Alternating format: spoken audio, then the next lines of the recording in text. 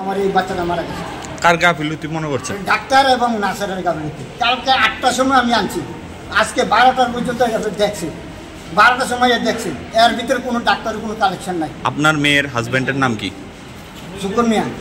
আমি মা শাশুড়ি।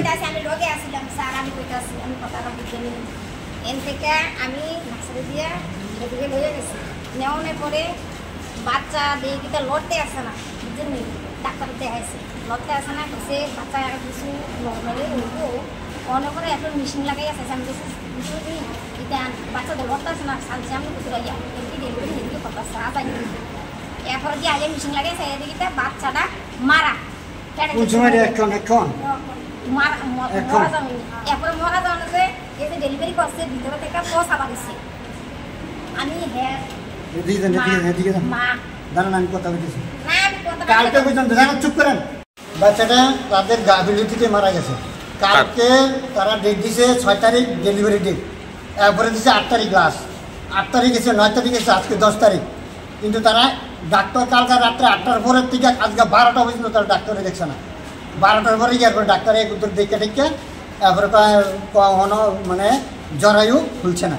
হ্যাঁ, এই কইয়া গিয়া কিন্তু অন্যান্য কর্মীরা তারা শুধু টাকা নিতে আসে, দেখানোর লেগে সব কিছু করার লেগে। এখন এটা সুস্থ বাচ্চা ডেলিভারি করতে মরা, কোনো স্যালান্ডার কোনো একটা কিছু হসপিটালে আনার পরে কোনো চিকিৎসা করছে না রোগীটার। রোগীর নাম হচ্ছে কুলসুম বেগম। বাড়ি কই? বাড়ি স্বামীর বাড়ি হচ্ছে কাকরাবন বুড়াঘাট। আপনার কি হয়? আমার মেয়ে। আপনার নাম? আমার নাম বাসিরুল ইসলাম। বাড়ি কই? বাড়ি গর্জন মোড়া। কোন ডাক্তার দেখছিল? ডাক্তার দেখি অর্পণ ডাক্তার। অর্পণ ডাক্তার। হ্যাঁ। কোন সময়? কালকে দেখছে। কালকে আনছেন? হ্যাঁ কালকে আনছি। আচ্ছা। কালকে ভর্তি করছি। আচ্ছা, ভর্তি করার পরে তাই না আজকে 12টার সময় দেখছি। কালকে তো দেখছে না, আজকে 12টার সময় দেখছি। এরপরে আইএসএ যখন দেখছে, আমি পরে আবার দ্বিতীয়বার গিয়ে গেছি, স্যার আমার রুগীটা তো খুব ছটফট করতেছে, এটা তো ওদের ডেলিভারির সময়। কয় না আমি দেখছি, এটা জরাই বলছে না এখনো। শনিকের লেগে দিচ্ছে, আর শনিকের করতাম বেশি। এরপরে কয় ডাক্তার নাই, গেছে গা শনিকের আরেকখানে গেছে গা, তারা কালকেও বন্ধ থাকবো। এরপরে স্যারের তো স্যার শনিকের তো তারা কেউ নেই, কত আর আমি কিতা করতাম।